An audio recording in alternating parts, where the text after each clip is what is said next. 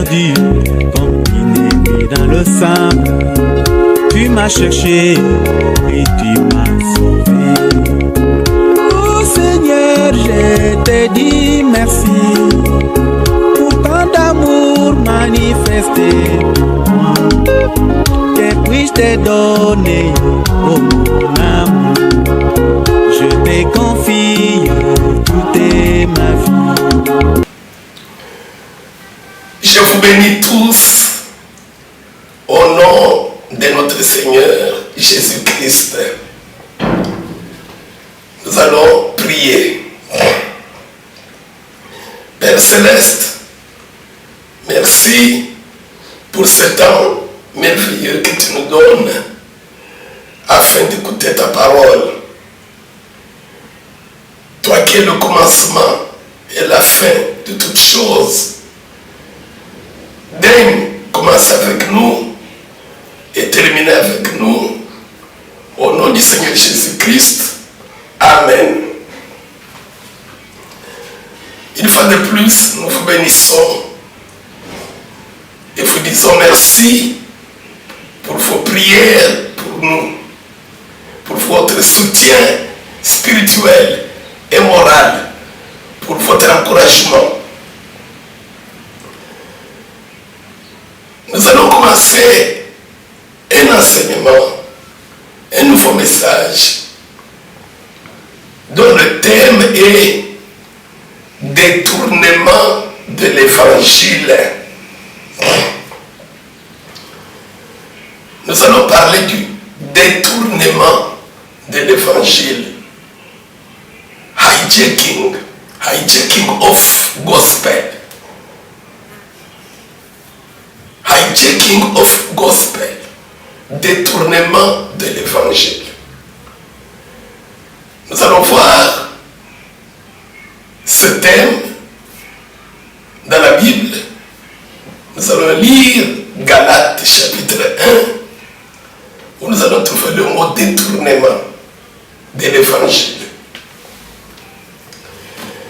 Galates chapitre 1, versets 6 à 10. C'est là où il y a le thème dont nous allons parler pendant quelques temps selon la conduite du Saint-Esprit. Je vais lire rapidement Galates chapitre 1, versets 6 à 10.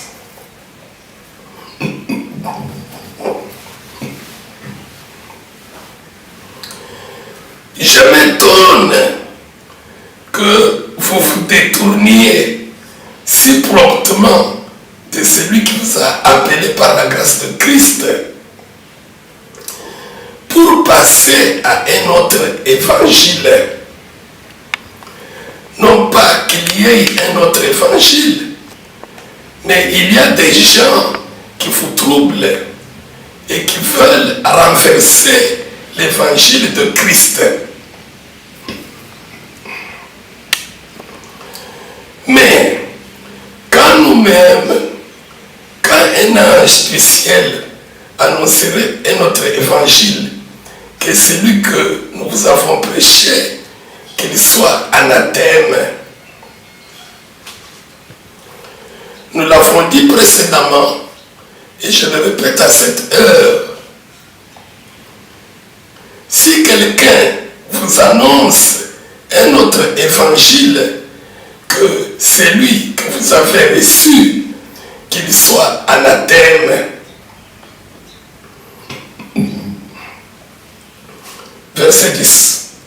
Et maintenant, est-ce la faveur des hommes que je désire ou celle de Dieu? Est-ce que je cherche à plaire aux hommes? Si je plaisais encore aux hommes, je ne serais pas serviteur de Christ. Amen. Le thème détournement de l'évangile, au verset 6. Je m'étonne que vous vous détourniez si promptement pour passer à un autre évangile. C'est détourner de l'évangile. détournement de l'évangile, hijacking of gospel. Alors pendant tout cet enseignement, nous allons prendre un exemple qui va nous aider pour comprendre le détournement de l'évangile. Nous allons lire Actes des Apôtres, chapitre 8. C'est un long texte. Aujourd'hui, contrairement à nos habitudes, nous allons beaucoup lire parce que c'est important. Acte 8, 26 à 40. Un ange du Seigneur, s'adressant à Philippe, lui dit: lève-toi et va du côté de midi, sur le chemin qui descend de Jérusalem à Gaza, celui qui est désert. Il se leva et partit. Et voici un Éthiopien, un unique, ministre de Candace, reine d'Éthiopie, et surintendant de tous ses trésors, venu à Jérusalem pour adorer, s'en retournait, assis sur son char, et il lisait le prophète Ésaïe.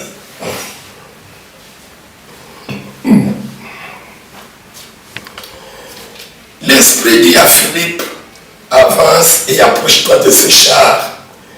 Philippe accourut et entendit l'Éthiopien qui lisait le prophète Ésaïe. Il lui dit: comprends-tu ce que tu lis? Il répondit: comment le pourrais-je si quelqu'un ne me guide? Et il invita Philippe à monter et à s'asseoir avec lui. Le passage de l'écriture qu'il lisait était celui-ci. Il a été mené comme une brebis à la boucherie et comme un agneau muet devant celui qui le tond. Il n'a point ouvert la bouche. Dans son humiliation, son jugement a été levé et sa postérité qui la dépeindra, car sa vie a été retranchée de la terre.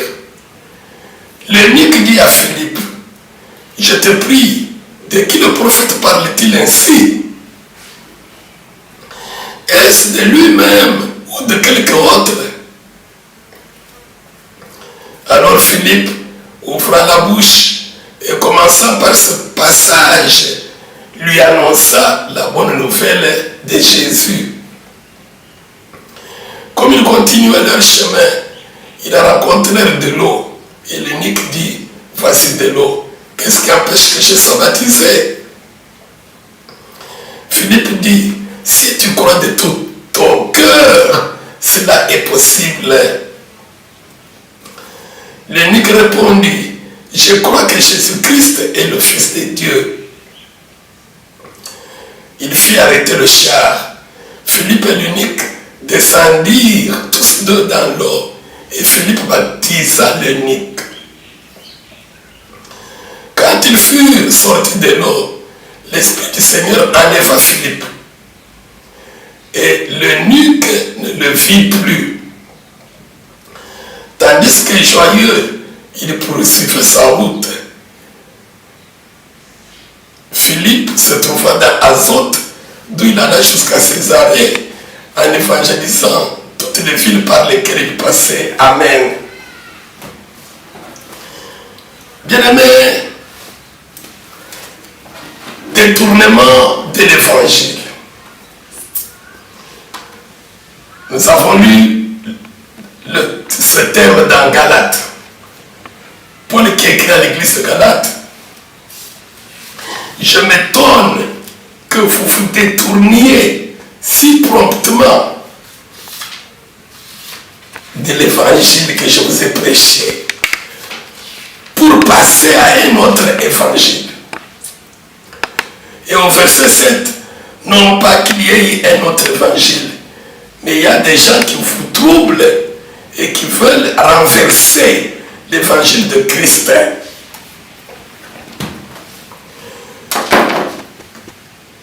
Détournement, nous voyons dans le monde ce qui se passe. Un avion qui quitte une ville pour aller à une autre. Il y a des terroristes, il y a des ennemis qui hijack, qui détournent. Ils forcent le pilote, ou ils le tuent, ils prennent le volant, ou ils le forcent à conduire l'avion, le diriger vers un autre endroit.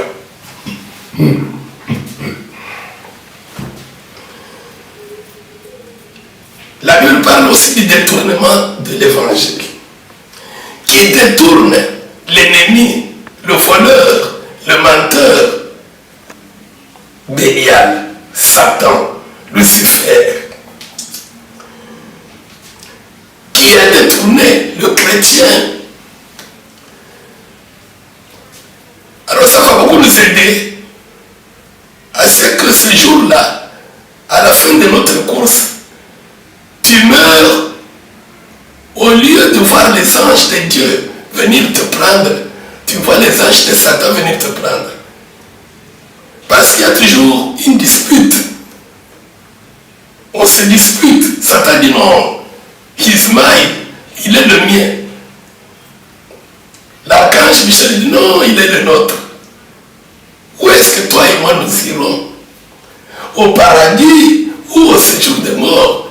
En proie au tourment ou dans le repos, en présence de Dieu, en attendant l'enlèvement? Détournement de l'évangile. Nous avons lu Galates 1 au verset 7. Nous voyons aujourd'hui la première partie du détournement de l'évangile. Paul dit, il y a des gens, il dit non pas qu'il y a un autre évangile. L'évangile est un. Mais il y a des gens qui vous troublent et qui veulent renverser l'évangile de Jésus-Christ que nous avons prêché. Nous voyons dans le monde d'aujourd'hui, les chrétiens, il y a l'église, beaucoup de confessions religieuses. Et pourtant, la Bible dit qu'il y a un seul évangile. Bien-aimés, l'évangile que Paul a prêché, que Pierre a prêché, que Jésus a prêché, c'est un seul évangile. Mais pourquoi toutes ces différences, toutes ces divisions?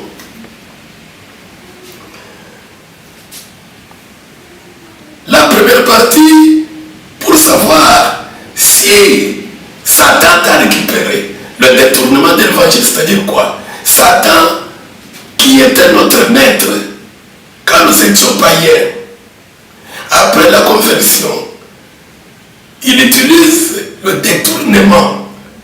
Il te dit, continue à prier Jésus, continue à invoquer Jésus. La première partie a renversé l'évangile. Au verset 7, on a dit, il y a des gens qui veulent renverser l'évangile, qui ont renversé l'évangile. Qui sont-ils? Les ministres du diable. Satan, ses serviteurs. Satan lui-même, c'est un ange de lumière. Il se déguise en ange de lumière.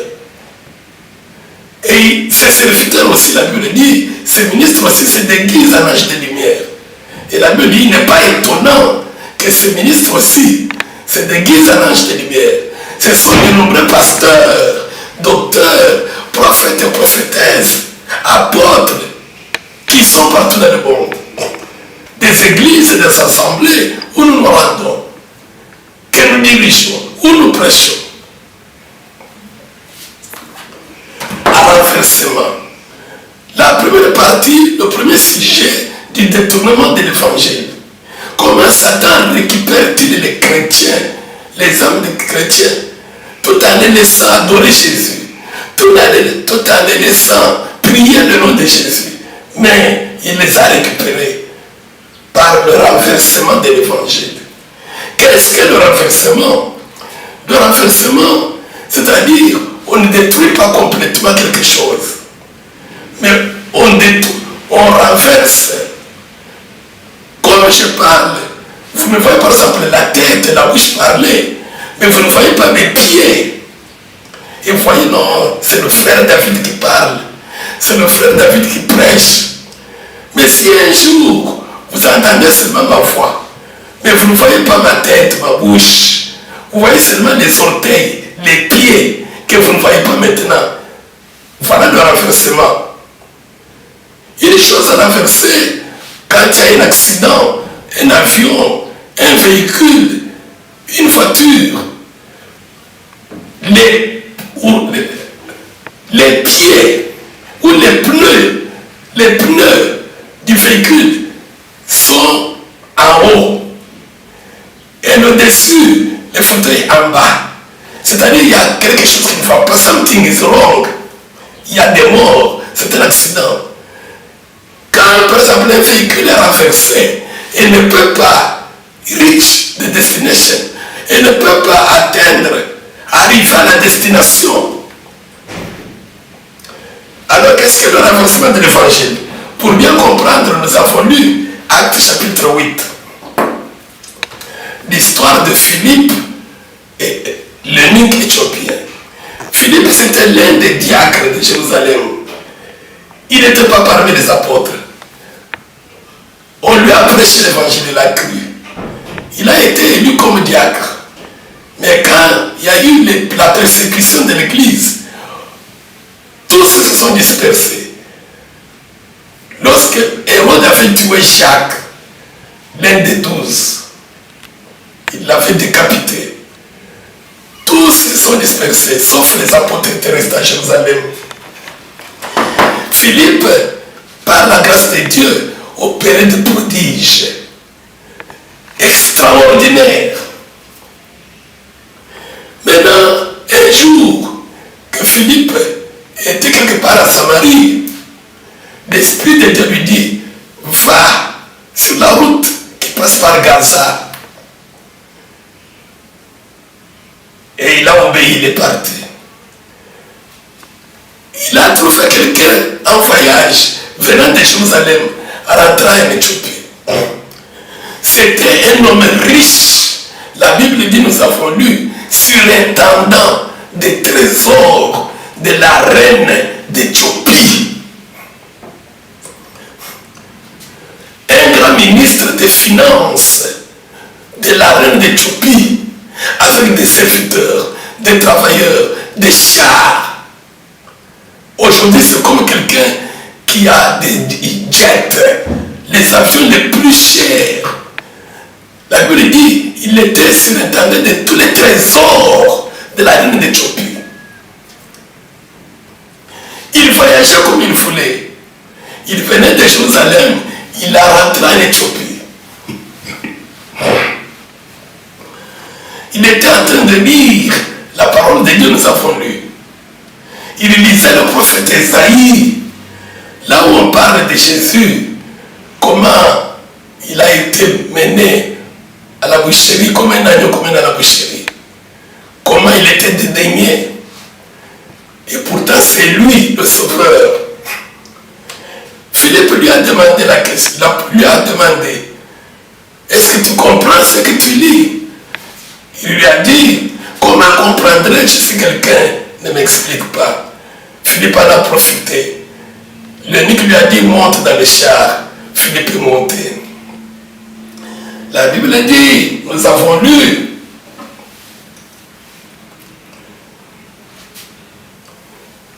alors Philippe, ouvrant la bouche et commençant par ce passage, lui annonça la bonne nouvelle de Jésus. Et en bas, qu'est-ce qui se passe? On a lu, après avoir été baptisé, quand ils furent sortis de l'eau, l'Esprit du Seigneur enleva Philippe. Philippe disparaît. Philippe a été enlevé, il est parti vers Césarée. Maintenant, ce qui nous intéresse, l'eunuque là, le riche là-bas, ne vit plus Philippe, tandis que joyeux, la joie, il continue son chemin. Bien aimé, cet homme avait tout, l'argent, l'or, voyages, les avions. À ce moment-là, les avions que nous voyons n'existaient pas. Mais il avait des chars. À ce moment-là, avoir des chars précieux, c'est plus que les jets, les avions précieux aujourd'hui. Il a fait du travail. Surintendant de la reine d'Éthiopie. Il a fait tout. Mais d'où vient sa joie quand il a cru, quand il a annoncé, il a reçu la bonne nouvelle. D'où vient sa joie? Pourquoi il était joyeux? Qu'est-ce qu'alors la bonne nouvelle de Jésus qu'on lui a annoncée? Parce que l'évangile, c'est la bonne nouvelle de Jésus. Et nous avions lu dans le terme, dans Galates, détournement de l'évangile. Le renversement. Satan récupère les chrétiens par le renversement de l'évangile. Parce que Satan, c'est ministre qui renverse l'évangile. L'évangile, c'est quoi? On nous dit que c'était la bonne nouvelle de Jésus. Mais quelle est cette bonne nouvelle qui a donné la joie à ce riche unique? Est-ce qu'on lui avait dit, crois en Jésus, tu auras de l'argent. Crois en Jésus, tu seras guéri. Parce qu'il est en bonne santé. Il a fait de l'argent. Crois en Jésus pour avoir du travail. Crois en Jésus pour avoir des enfants. Crois en Jésus pour acheter des parcelles, construire des flats au Congo, à Bujumbura. Est-ce que lui a fait tout ça? Qu'est-ce que la bonne nouvelle de Jésus? Qui est aujourd'hui détourné, c'est-à-dire inversé, renversé par le ministre du diable. Et il fait là auprès de foules et de foules.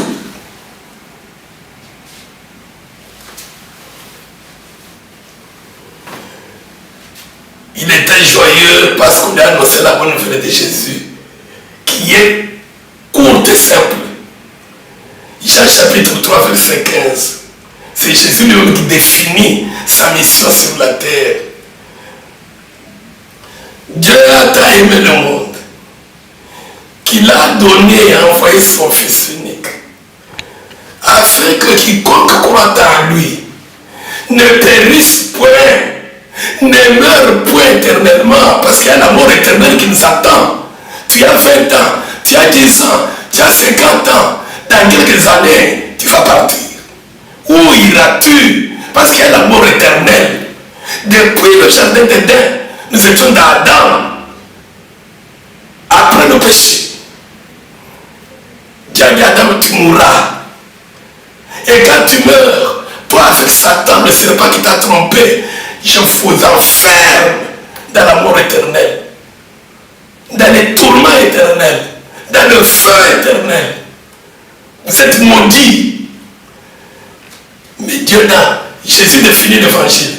Dieu a tant aimé le monde qu'il m'a envoyé, moi son Fils unique, afin que quiconque croit en moi ne périsse point avec Satan, mais qu'il ait la vie éternelle.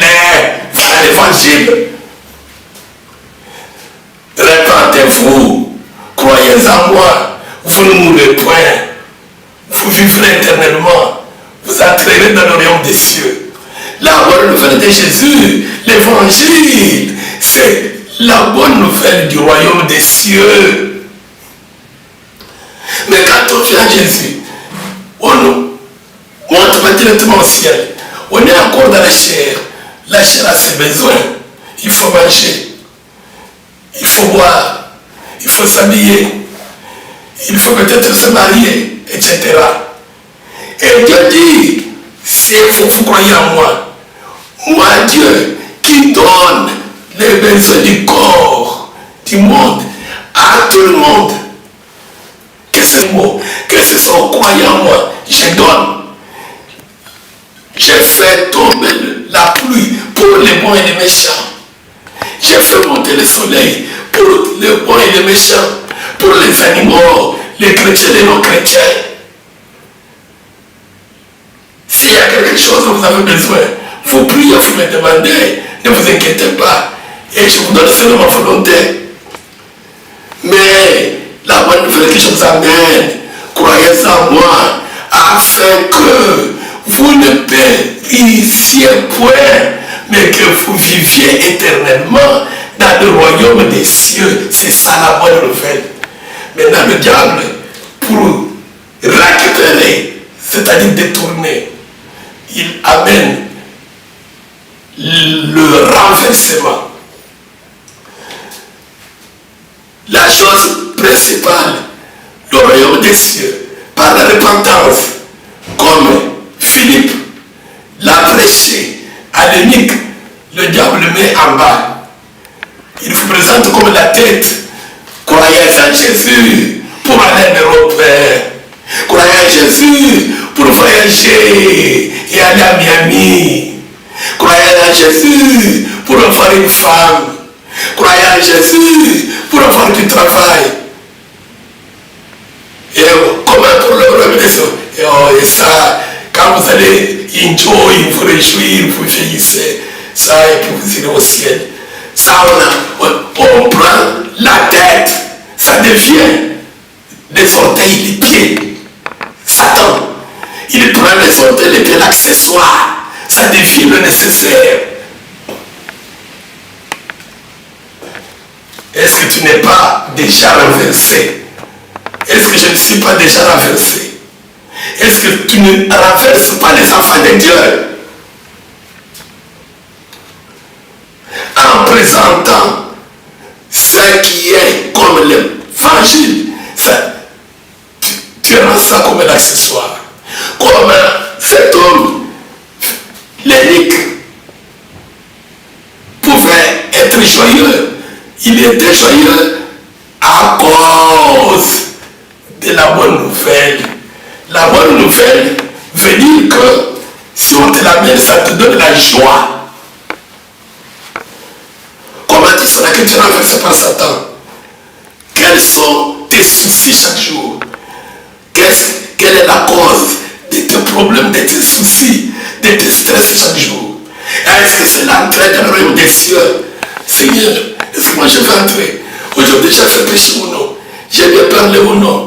J'ai conforté ou non? C'est ce qui cause tes stress, tes soucis chaque jour?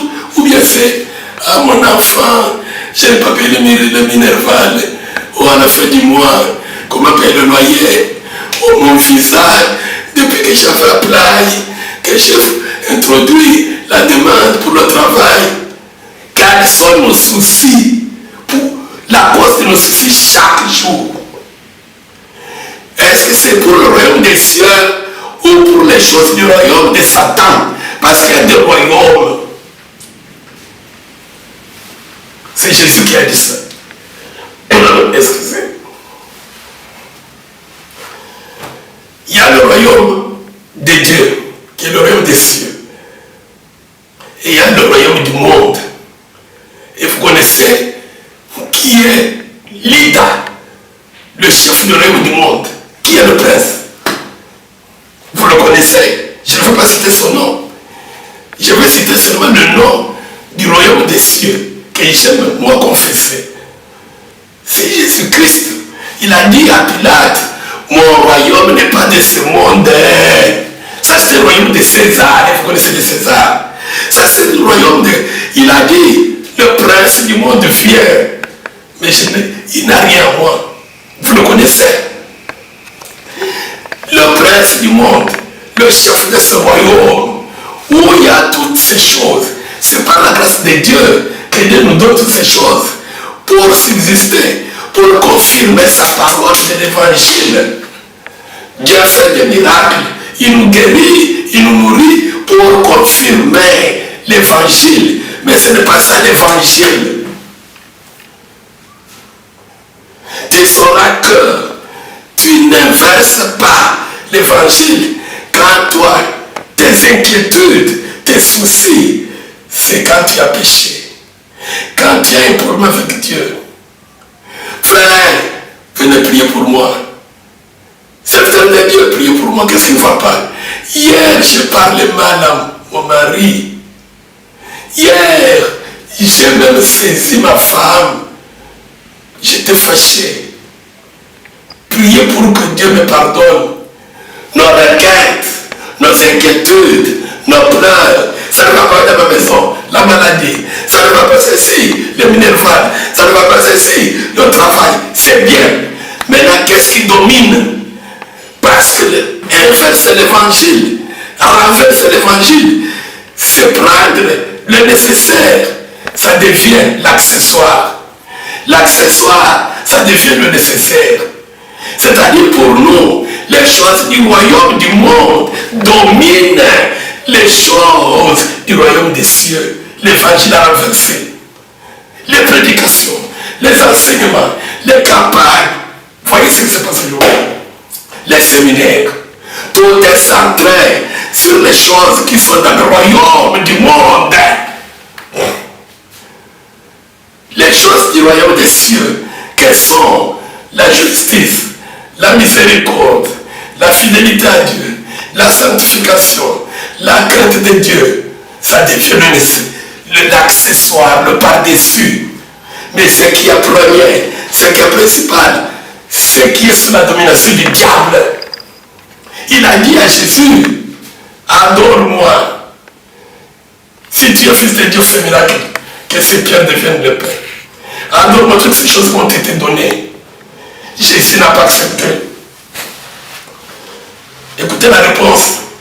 L'homme ne vivra pas de pain seulement, mais d'abord et surtout de toutes paroles qui sortent de la bouche de l'Éternel. L'évangile d'abord et le reste après. Parce que tu peux avoir du pain, que tu manges ou que tu ne manges pas, tu finis par mourir. Où est-ce que tu iras? C'est pourquoi le Seigneur dit, cherchez premièrement le royaume. Cet unique, il était joyeux, non pas à cause des richesses. À la première fois quand il était dans le char, il méditait. Il avait des soucis, il avait des inquiétudes. J'ai des richesses, j'ai l'argent, j'ai l'or, j'ai la famille, j'ai les chars, j'ai un grand travail. Après la reine, c'est moi. Mais quand je mourrai, où est-ce que j'irai? Parce que tout ceci va rester. Je vais brûler. On lui a dit, non, Dieu avait déjà promis dans Genèse chapitre 3. Il a dit au serpent, je mettrai une inimitié entre toi et cette femme. Sa postérité t'écrasera la tête. Et pour lui dans Galate, la postérité là, c'est Christ. Et Philippe l'a dit, Christ est déjà venu. La postérité est déjà venue. Il a fait qu'il a écrasé Satan. Il a écrasé la tête du serpent. Crois en lui, tu ne mourras point. C'est donc que Jésus a dit à Marthe et Marie, quiconque vit comme moi je vis et croit en moi ne mourra point. Le chrétien qui ne renverse pas l'évangile, il ne mourra point. Il vit éternellement.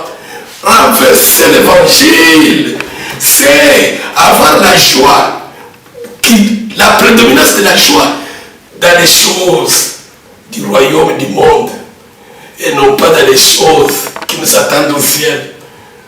La joie de cet homme, ce n'était pas l'argent parce qu'il en avait.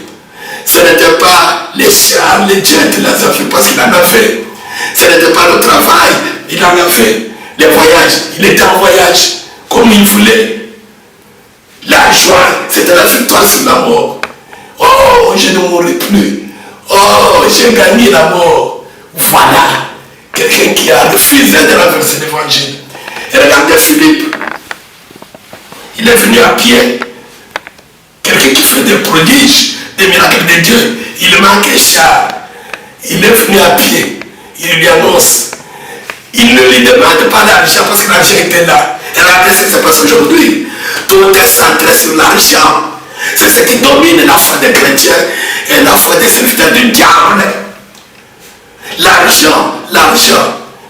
Les églises sont des shops, des magasins. On va dans l'assemblée, on ne voit pas la présence de la parole de Dieu qui amène au ciel. L'argent, l'argent.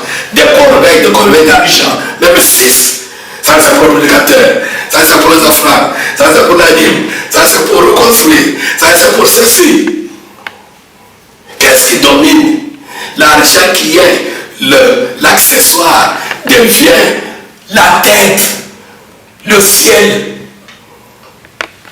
L'introduction claire, lisons le dernier verset, le dernier passage. Nous allons lire Luc 15, 5 à 10.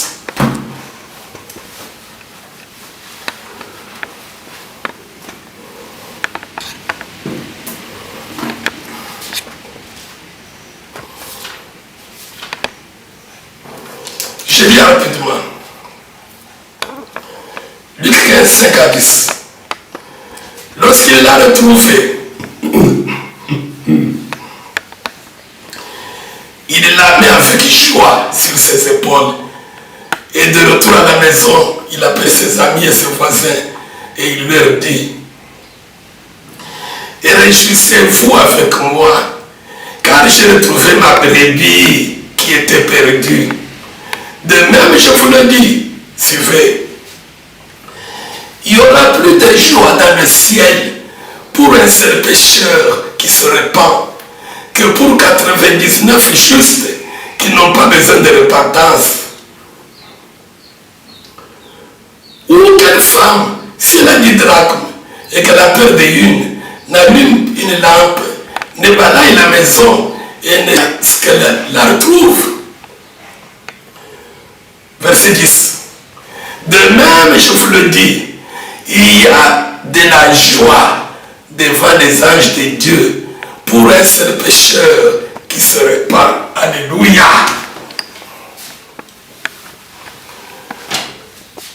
Inverser l'évangile, la joie du chrétien aujourd'hui est dominée principalement par ce que Dieu lui donne, les choses du monde, et non pas par ce que Dieu lui donne pour entrer au ciel.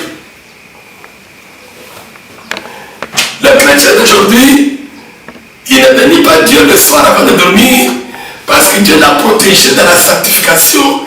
Il n'a pas péché toute la journée. Non, il n'a pas de joie. Il bénit Dieu, il a la joie parce que pendant la journée, Seigneur, tu m'as protégé. Je ne suis pas tombé malade. Et mes enfants étaient sortis, sont rentrés. Aujourd'hui, j'ai bien vendu au marché. Les choses, ça prend la tête. C'est ça sa joie. Mais le ex n'était pas sa joie. Philippe, sa joie c'était d'avoir prêché l'évangile. Il n'avait pas demandé l'argent à ce riche-là. Maintenant, moi, puisqu'il était marié, Philippe, il avait des enfants, des filles qui prophétisaient. Maintenant, écoutez ce que Jésus dit. C'est Jésus qui dit: quand quelqu'un se répand, quand quelqu'un croit en Jésus, il a reçu la bonne nouvelle d'entrer dans le royaume des cieux. Au ciel, il y a la fête, il y a de la joie. Si tu ne verses pas l'évangile, ta joie sur la terre doit être la même joie qui est au ciel. Au ciel, les anges de Dieu avec Dieu ne fêtent pas, ne se réjouissent pas. Parce que David sur la terre, aujourd'hui, quelqu'un lui a envoyé $100. Non, non. Parce que David sur la terre aujourd'hui, il a acheté une voiture. Ils savent que ça, il va laisser. Là-bas, il y a la joie. Quand tu vois que David aujourd'hui, il a confessé ses péchés. David aujourd'hui, il s'est repenti du mal qu'il faisait. David aujourd'hui, il a recherché la sanctification. David aujourd'hui, il a recherché la justice et la miséricorde de Dieu envers son prochain. Est-ce que ta joie est la même joie qui se passe au ciel chaque jour? Au ciel, il n'y a pas de joie, il y a la tristesse. Quand toi, chrétien, tu es en train de voler, de mentir, de haïr, vous accusez, vous les serviteurs de Dieu, devant les enfants de Dieu, vous disputez la chair. C'est moi qui dois prêcher, c'est moi qui ai commencé, c'est moi qui ai acheté les instruments. Là-bas, il y a le deuil. Est-ce que c'est ton deuil sur la terre, ma soeur? Ou bien tomber sur la terre et mon travail, le travail de mon enfant, et l'argent, et mon voyage. Je vais conclure, parce que c'est l'introduction. Satan récupère les âmes des chrétiens et vous serez surpris à la fin. Seigneur, moi aussi, je ne te connais pas. Satan dit non, il est mine, il est mien. Comment il récupère? C'est ça le détournement. Il inverse, il renverse l'évangile. Tu prends le nécessaire, ça devient l'accessoire. Tu prends l'accessoire, ça devient le nécessaire. Tes inquiétudes dans le monde pour les choses du royaume du monde. Tu ne t'inquiètes jamais pour avoir péché. Seigneur, pardonne-moi, Seigneur, pardonne-moi. Et toi-même, tu as la foi que tu es pardonné. Demain, tu retournes dans les mêmes choses. Ça ne te fait rien de mal. Mais ce qui te fait pleurer, c'est quand il n'y a pas mangé, quand il n'y a pas d'argent. Que Dieu vous bénisse.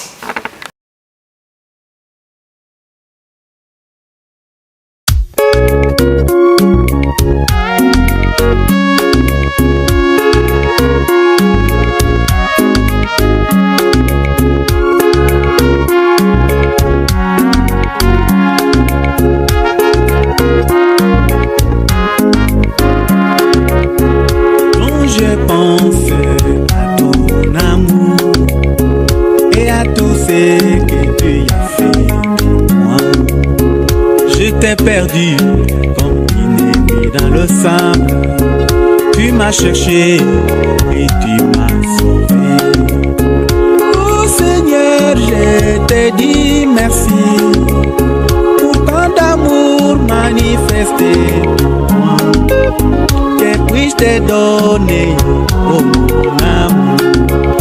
Je te confie tout est ma vie.